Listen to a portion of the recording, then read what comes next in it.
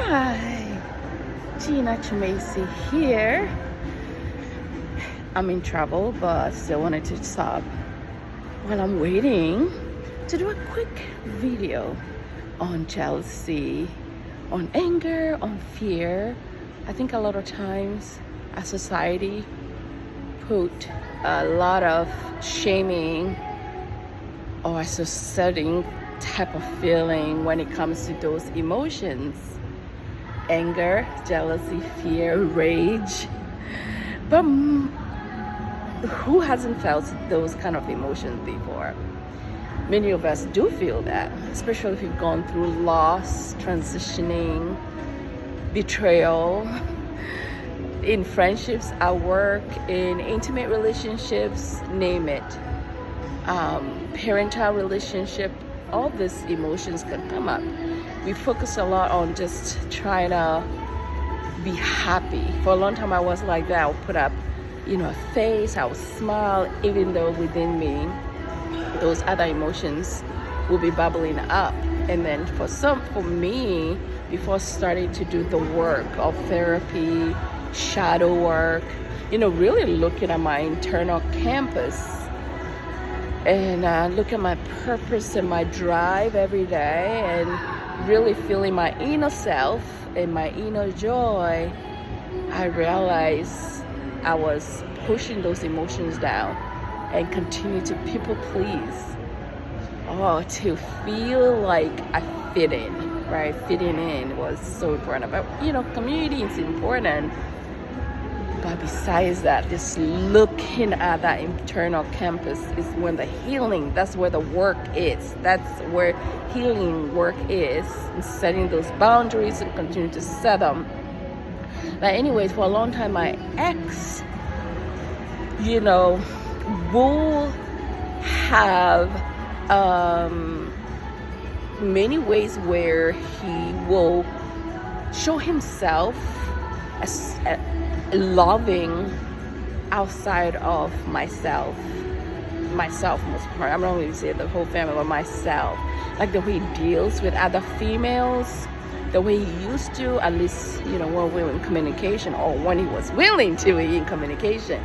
And this is not to bash him, but this is something I'm driving through, a story that I'm driving through too.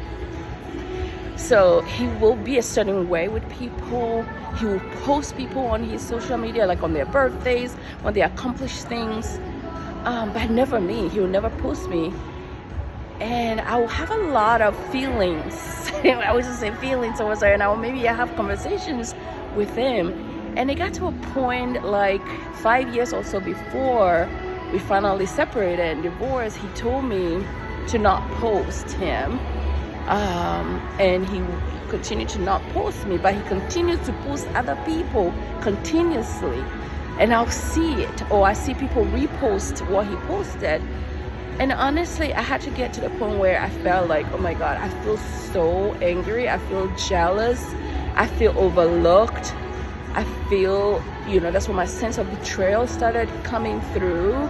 Like, especially after loving so much, after, so to speak, maybe sacrificing so much for our family, after feeling like a sense of grief and loss for the fact that our family didn't work out, will not work out, like coming to grips with the fact that I'm fighting for something and it's just me fighting for it. He wasn't willing, open, or ready, or have the capacity to want it to work, and I have to kind of sit with it and cry about it and grieve and continue to grieve and to continue to do, truly do the work. It's been almost 4 years since our separation and coming on a year our official divorce, but just every day feels like yesterday when it happened, especially when it wasn't your choice for it to be done and over with, when you have sought so much help for us to hopefully work, when you wish it to work so much because of maybe even the kids, not even for you yourself. And the grief that comes with that is so uncertain. It's like you're grieving the loss of something, of a person who's still here in existence. There's one thing about grieving when the person has passed on to be with the Lord, and you have pallbearers, you have people coming to you and comforting you. But when you're going through this journey of grief, loss, transition, separation, divorce, it really, that partner really not waving the white flag or trying to even want to apologize or have any sense of apology or any own up to anything. When you have owned up, you have apologized, you have wished, you have sought, you are the one seeking all the people, the help, the pastors, the therapists, the elders, and you're seeking all these friends to try, and they've tried and nothing. That person is just like, and it almost feels like, how much do they hate you? And then you realize there are people who will actually maybe not like you. I shouldn't say hate you. Maybe they just don't like you. And just being okay and radically accepting the fact that it's not working, it's never working, it might never be. That group was sitting with it. What I found to be helpful while I'm healing, is really writing out my feelings. Maybe even turn into a book. Who knows?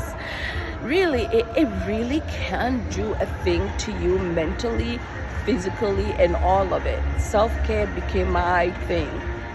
Therapy, writing, if you want to call it journaling it. For me, even doing some of this YouTube things, healing for me. If one person is able to hear some of the stuff that I say and talk about and resonate with it and share, truly, for me, it helps me in my journey of healing. So dealing with that jealousy, like I was jealous of a couple people in his circle, and I felt like I wanted to target them because the way he was treating me, the way I was experiencing him was so different from the way he was treating other people. Despite the way they acted similarly to me, there wasn't much of me that was so different from his family or his, friendships or his, friends that are same sex as me, or even his guy friends who takes out and the feeling like you're never getting any kind of special treatment, kind of thing. I hear this all the time from friends, from patients, and I know it's universal, but a lot of people don't talk about it. But it's part of my journey. I like, not to bash it, but I like to put verbiage to a thing that's happening.